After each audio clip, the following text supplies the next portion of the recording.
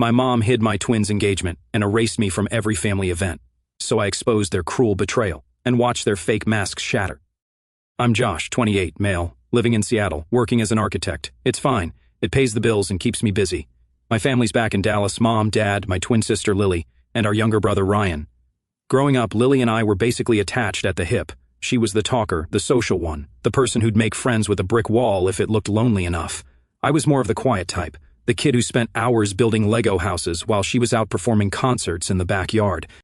Even though we were total opposites, we had that twin thing. Same weird sense of humor, same looks, same us versus the world kind of bond. Back then, I really thought nothing could come between us. After college, I got a job offer in Seattle that felt too good to pass up. Lily stayed in Dallas, got into marketing, and Ryan, who was still in school at the time, just kind of floated around figuring life out. I'd fly home for every major thing: holidays, birthdays, even random family dinners if flights weren't stupid expensive. I didn't want distance to turn into disconnect. For a while it worked, but slowly it started changing. Calls turned into texts. Texts turned into short replies, and then even those started getting delayed. You know how you can feel when something's off before anyone says it? Yeah, that. Conversations got weirdly polite, like I was talking to coworkers instead of family. Mom would guilt-trip me about forgetting where I came from one minute and then ghost me for weeks the next. Then came the day that confirmed I wasn't imagining it. I was eating lunch at work when my phone started blowing up with Instagram tags. I opened it, and there it was. A full-blown baby shower for Ryan. The dude had a baby on the way and nobody told me. Not only that, but the whole extended family was there. My stomach dropped. Like, not even a "hey, just so you know, Ryan's having a baby." Nothing. At first I thought maybe it was a surprise event and they'd tell me later, but no. The photos kept rolling in. There was mom smiling next to a banner that literally said, "Welcome, baby Nolan." I was sitting there like an idiot, scrolling through proof that apparently everything didn't include me. I called mom, straight to voicemail. Texted Lily, "When did this happen?" She replied 2 hours later with, "Oh yeah, sorry, it was kind of last minute. We didn't think you'd fly all the way down for a baby shower, right?" When I finally got mom on the phone, she said, "You live too far away. We didn't want to bother you with short notice." That's the thing, they always use that line, "didn't want to bother you," as if I was some stranger with a fragile schedule instead of their son. The next few weeks I started noticing other weird stuff. Every time Lily or mom posted family photos, I was either missing or cropped out. I know that sounds dramatic, but I'm serious. One picture literally had my shoulder in the corner, like I was photobombing my own family. At first I laughed it off, told myself it was just bad framing. But then I noticed they'd edit captions too, "all my favorite people in one place" or "family dinner night." Meanwhile, I had just visited 2 weeks earlier and apparently didn't make the cut. Ryan texted me once saying, "Don't take it personal, man. You know how mom gets." Which, yeah, I do know how mom gets. She's been running that family like a one-woman production company since forever. You play your part, keep your mouth shut, and everything stays normal. But I guess moving away meant I missed a few rehearsals because suddenly I wasn't part of the show anymore. After that, I stopped reaching out so much. I figured if they wanted me involved, they'd make the effort.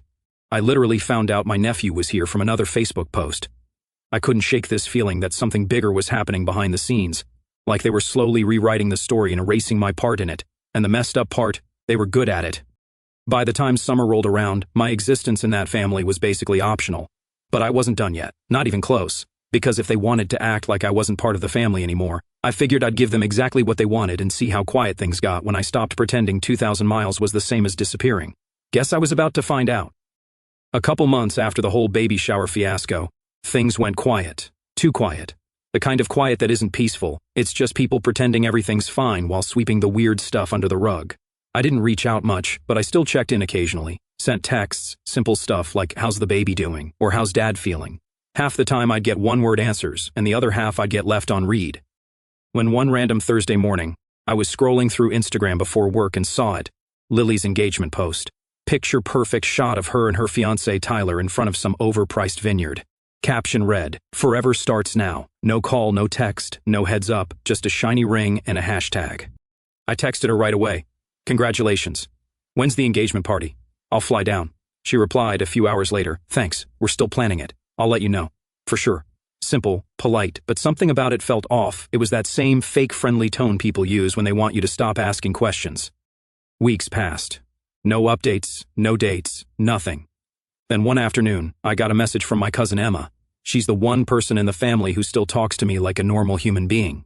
She wrote, "Hey, are you coming to Lily's engagement party tomorrow?" I stared at my screen for a full minute. I thought she was joking. I replied, "Wait, what party?" She sent a picture. It was an invitation card, gold lettering, fancy font, venue name printed across the top, engagement celebration, Lily and Tyler, Saturday, 7 p.m. I didn't even bother replying. I just sat there scrolling through the text again, trying to convince myself it wasn't real.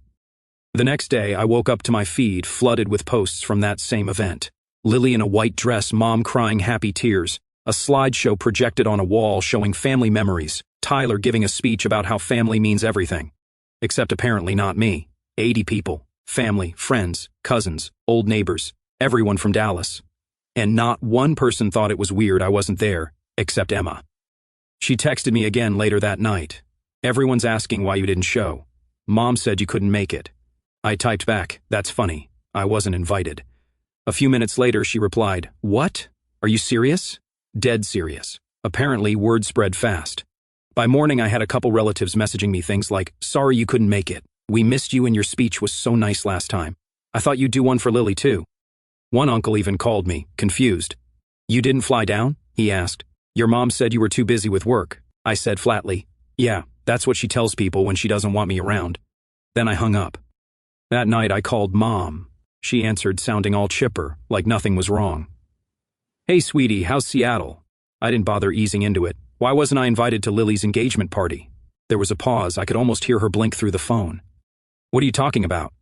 "You know exactly what I'm talking about," I said. 80 people, a whole restaurant, balloons, speeches. You posted pictures, Mom." She gave this little fake laugh. "Oh, it was just a small dinner, nothing formal." "Small dinner?" I said. "You rented a venue." Her tone shifted fast. Like she was offended I caught her lying. "You're being dramatic, Josh. You live so far away it didn't make sense to spend money on another plane ticket. You've already been home plenty." "Plenty?" I said. "I was home for Ryan's graduation, Dad's surgery, and Christmas. How's that plenty?" "You always make everything about you," she snapped. This was Lily's day. We didn't want any tension. I almost laughed. Tension? You mean the part where you decided I don't exist anymore? "Don't talk to me like that," she said sharply. "You have a good life up there. You're doing well. You don't need to be part of every little thing. You decided to leave." "Yeah," I said. "Apparently I just need to fund them." That shut her up for a second because here's the thing. About a month before that party, she'd called saying Dad's dialysis bills were piling up. She sounded frantic. I wired her a couple grand that same day, said it was for medical stuff. Turns out medical stuff meant party decorations and catering. I found that out because Tyler's cousin posted a picture of Lily holding a microphone, thanking everyone for helping. Right there in the caption, someone commented, "Big thanks to your brother for covering part of the costs. That was so nice of him." I just stared at it, not even mad, just done. Later, when I brought it up to Mom, she said, "Don't twist things. It all goes to family expenses in the end." "Yeah," I said, "and somehow I'm the only one paying those expenses." She sighed like she was the victim. "You always have to turn something good into a fight. We did what we had to. You wouldn't understand unless you were here." "Oh, I understand perfectly," I said. "You used my money to throw a party I wasn't invited to, and now I'm the problem because I noticed." She gasped, like I just cursed at her, then hung up on me. I didn't call back. That was the night I realized I wasn't family to them anymore. I was a resource, a wallet that happened to have emotions. And the crazy part, they didn't even see anything wrong with it. Lily texted me 2 days later saying, "Mom said you're upset. I hope you know it wasn't personal. It was just easier this way." Easier. That word stuck in my head. Easier cut me out, easier to lie, easier to pretend. But sure, I was the one being dramatic. Apparently I'm invited to pay, not to attend. After that realization, something in me just switched off. No dramatic movie moment, no breakdown, just silence. I stopped texting, stopped calling. The group chat stayed muted. Birthdays came and went without my happy birthday text, and for the first time in my life I didn't feel guilty about it. I was done. 2 weeks into my quiet protest, I actually started sleeping better. Seattle felt calmer. Work was smooth. I had a big residential project near the waterfront that was getting local buzz. My boss told me clients liked my designs because they felt like they belonged to real people, which was funny considering my own family treated me like an NPC. Then it happened. It was a Saturday morning. I'd just gotten back from my usual run and was halfway through making breakfast when my phone started blowing up. "Mom, 3 missed calls." Then a text popped up. "Call me now. It's Dad. He had a stroke." Everything inside me froze. I called instantly. She answered on the first ring, sobbing so hard I could barely understand her. "Josh. Oh my God, it's your father. It's bad. He collapsed. Ambulance. Hospital. Please come home." "Which hospital?" I asked. She mumbled something between cries. Methodist Dallas Medical. I'll be there, I said without thinking twice. I didn't pack much, just threw a few things in a bag, booked the first flight I could find and headed for the airport. I didn't even shower. I just kept replaying the word stroke and collapsed in my head. My hands shook the entire flight. 4 hours later, I was stepping out of a rental car in front of my parents' house. The porch light was on, and there was my dad sitting in a recliner on the porch wearing his old Cowboys t-shirt, watching TV with a plate of nachos on his lap. I froze on the walkway. Dad? He looked over like he was expecting the mailman. Hey, son. What a pleasant surprise. I blinked. You're... what? Are you okay? He chuckled. Of course I'm okay. Why wouldn't I be? Before I could answer, Mom walked out of the front door holding a dish towel like she'd just finished cleaning the kitchen. Oh, thank God you're here, she said, voice suddenly calm. Calm? I said. You said Dad had a stroke. She waved her hand like I was nitpicking. Well, he had a little episode. He felt dizzy earlier this week, but he's fine now. Doctor said it was nothing serious. I stared at her. You told me he collapsed and was in the hospital. She gave me this fake sweet smile that made my stomach turn. I might have exaggerated a little. I just needed you to come home. It's been months and you've been acting distant. Exaggerated? I repeated, trying not to lose it. You faked a medical emergency to get me here. Oh, don't be so dramatic, she said, her favorite line. It was the only way to get everyone together again. You never visit anymore. I glanced back at Dad. He looked guilty but didn't say a word, just kept chewing his nachos and pretending ESPN was the most important thing in the world. So you're both in on this? I said. Dad sighed. Your mom just misses you, son. Misses me? I said, laughing in disbelief. You people cut me out of a baby shower, an engagement party, and God knows what else. But now suddenly I'm family again when there's guilt to hand out. Mom folded her arms. We were just trying to fix things. You left. You're the one who pulled away. I didn't leave, I said. You pushed me out. Her eyes narrowed. Oh, don't start with the victim act. You've always been too sensitive. We do one thing wrong and you hold it forever. One thing? I said. You lied about Dad being in the hospital, Mom. That's not one thing. That's emotional blackmail, with a side of insanity. Watch your tone, she snapped. I'm still your mother. And Dad's still fine, I said. Guess the stroke cured itself somewhere between the kitchen and the porch. Her face tightened. You don't have to be sarcastic about it. I just wanted to see you. But didn't want to see my face during an engagement party, I said. That's different. For a second, nobody said anything. The only sound was the TV from the porch and a neighbor's dog barking somewhere down the street. I wasn't angry anymore. Not in the yelling sense anyway, just drained. Like every word that came out of her mouth was proof she'd rather manipulate me than just be honest. She started to speak again, but I cut her off. Don't. I flew here because I thought Dad was dying. That's not something you spin into a teachable moment. You don't get to use panic as a family reunion strategy. You've changed, she said, shaking her head. Seattle made you cold. I laughed bitterly. No, Mom. You made me cold. Seattle just gave me space to thaw out. Her mouth fell open, but I didn't stick around to hear her next line. I grabbed my bag from the driveway, walked back to my rental, and left. Halfway down the street, I saw her silhouette through the window. She was already on the phone, probably telling the rest of the family how I overreacted again. I didn't care. At the hotel that night, I got a text from Lily. Mom says you yelled at her. You really need to stop being so hard on her. She's doing her best. I didn't reply. I just blocked the number and turned my phone off. Lying in bed, I thought about the whole thing.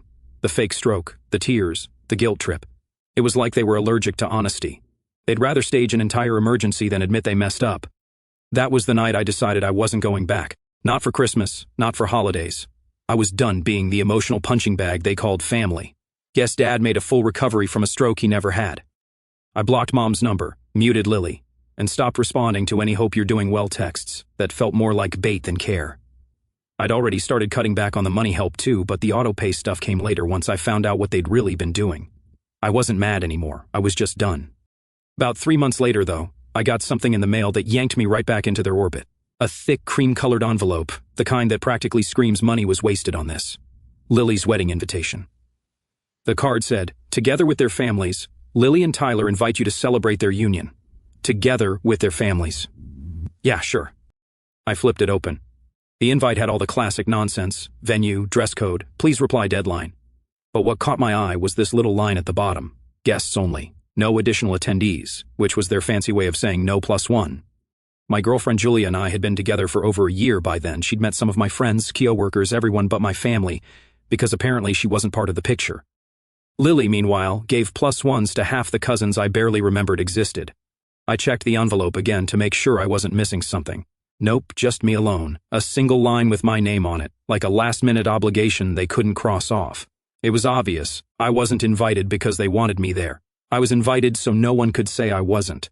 A prop invite just for optics. I stared at it for a while, debating whether to throw it in the trash or use it as a coaster. Then, because I have a bad habit of going for poetic justice, I decided I'd please reply in my own way, not by showing up, but by making a point.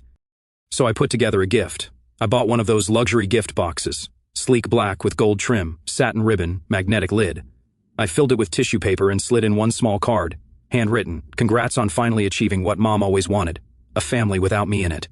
No signature, no return address, just that. Then I shipped it express to Lily's house, since venues don't exactly sign for petty deliveries. 3 days later, the explosion started. First came the missed calls, Mom, Lily, Dad, even my younger brother Ryan. Then the texts, "How could you be so cruel? Was this supposed to be funny? You embarrassed us. You went too far, man." I ignored all of them, not because I didn't have anything to say, but because I'd already said everything that mattered in one sentence.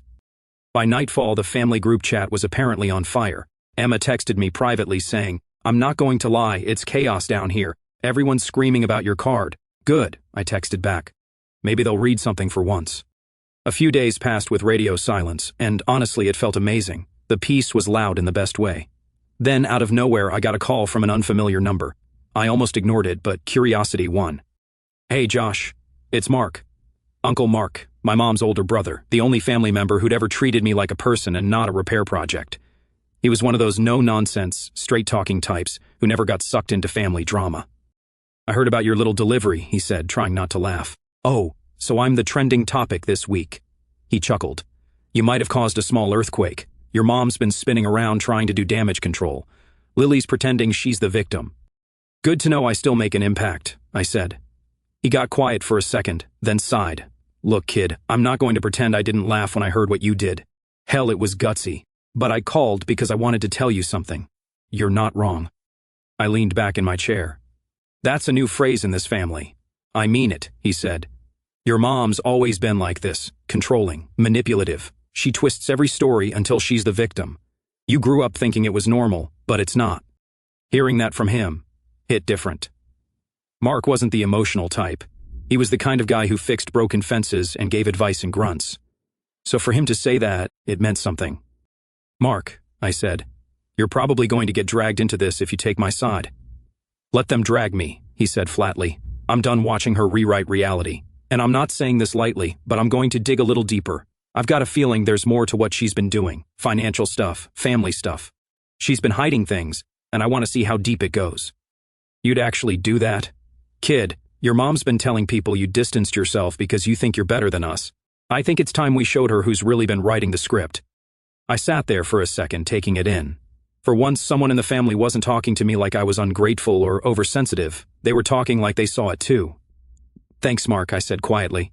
"Don't thank me yet," he said. "I'm just getting started." Before hanging up, he added, "You're not crazy, Josh. You've just been the only sane one in a house full of people pretending." That phone call from Uncle Mark stayed on repeat in my head for days. I didn't realize how badly I'd needed to hear someone, anyone, say those words. He wasn't emotional about it either. Just calm and certain, which somehow made it hit even harder. A week later, I got a message from him. "Check your email. You'll want to see this." No explanation, just that. When I opened the attachments, I had to read them twice. He'd sent screenshots from the family group chat. Apparently, he'd been quietly added to the family-only thread I'd been excluded from. The first screenshot was from a few months before Lily's engagement party, the one I wasn't supposed to know about. "Mom sent, don't tell him the date. He'll book a flight, he always does." Then another line from a few days later, "He left us alone here in Dallas, so why should we include him? He made his choice." She said it like I'd moved across the country just to spite her. There were dozens more messages, snide comments, little digs that built up into a full character assassination from Mom. "He'll find out and make it about himself anyway.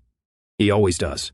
Ryan replied, "What do we tell people when he asks? Say he's busy. That's always true enough." It was like watching my own family build a group project to erase me. Then came the recordings. Mark had caught wind that my mom was planning a family dinner at his house, one of those obligatory monthly get-togethers, and decided to set his phone on record. I didn't ask why he did it, I just hit play. You could hear the clinking of plates, casual small talk, and then my mom's voice, loud and proud. "He left us. Went chasing his little city dream. Doesn't even care what happens here anymore. I'm done pretending he's part of this family. She added, "He chose distance, so let him stay distant. The less he knows, the better." That last part made my chest tighten. The tone wasn't angry, it was satisfied, like she'd already convinced herself I was disposable. I sat there staring at my laptop screen in silence. It wasn't even anger anymore. It was the weird mix of shock and confirmation, like finding physical proof that the gut feeling you've been ignoring for years was right all along. A few hours later, Mark called. "You saw it, huh?" he said. "Yeah," I replied quietly. "Every word." "Well," he said, "I'm not letting it slide. I've got the whole family coming over for dinner Sunday. She'll be there. I'm going to play the recording." "Mark," I said, "you don't have to do that. It'll just start a war." He laughed dryly. "Kid, that war started the day she decided to lie about you. I'm just showing everyone who fired the first shot." I didn't try to stop him. Sunday night around 9 p.m., I got a text from Emma. "Your uncle just dropped a bomb." Then she sent me a long message describing what went down. Apparently they were all sitting around the table. Mom, Dad, Lily, Ryan, a couple cousins, normal family dinner vibes, everyone laughing, eating, pretending they weren't half miserable. Then Mark cleared his throat, played the recording, and read out some of the chat messages too, the ones where they mocked me and made up excuses to exclude me. When it ended, he looked straight at my mom and said, "You've turned this family against your own son. You made him out to be the problem when all he ever did was show up." According to Emma, Mom's face went red. She stammered something like, "You had no right to go through our messages. Mark didn't back down. You had no right to manipulate everyone either. He deserved to know the truth. We all did." Ryan tried to defend her, saying, "Mark, you don't understand how hard it's been for Mom." He cut him off. "No, I understand perfectly. She lies. You believe her. And he takes the fall. That's been the pattern for years." Mom grabbed her purse and stormed out. Lily followed, dragging Ryan with her. Dinner ended early. That was the moment I knew I was done for good. Not angry. Done this time. Resolved. Done. I went through my bank app and canceled every auto payment I'd been covering for them. Internet bill, car insurance help, that random loan Lily never paid back. Gone. I sent one final text to Mom, short and sharp. "You don't have to worry about me sending money anymore. You wanted to erase me? You've got it." No reply. Instead, a few hours later, Ryan texted, "You're making Mom cry. She's heartbroken. This is all so unnecessary." I didn't respond because for once it really wasn't my problem. I wasn't their ATM, their guilt target, or their backup scapegoat anymore. Mark texted later that night, "You did the right thing. Sometimes cutting people off is the only way to make them notice they've already lost you." He was right. That was the night I stopped trying to fix a family that never wanted me fixed in the first place. A few days later, I got an email from my dad's work account. Not the joint one Mom usually controlled, but his. The subject line just said, "Hey, I know I don't deserve a response, but I owe you an apology. I let things go too far. Can we talk? No interruptions, just you and me." I stared at it for a minute before replying, "Okay." That night, I opened the video call expecting excuses. Instead, he looked exhausted, pale, shoulders slumped, eyes heavy.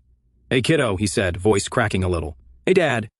We sat there in silence for a while before he said, "I've been a coward." He didn't dress it up. "I let your mother run everything. I thought staying quiet meant keeping the family together, but I didn't keep anything together. I just let her destroy it piece by piece." I didn't say anything, just waited. He sighed. "I knew she twisted things about you. I let it happen because it was easier than fighting her. That's on me. She faked a medical emergency," I said. "You know that, right?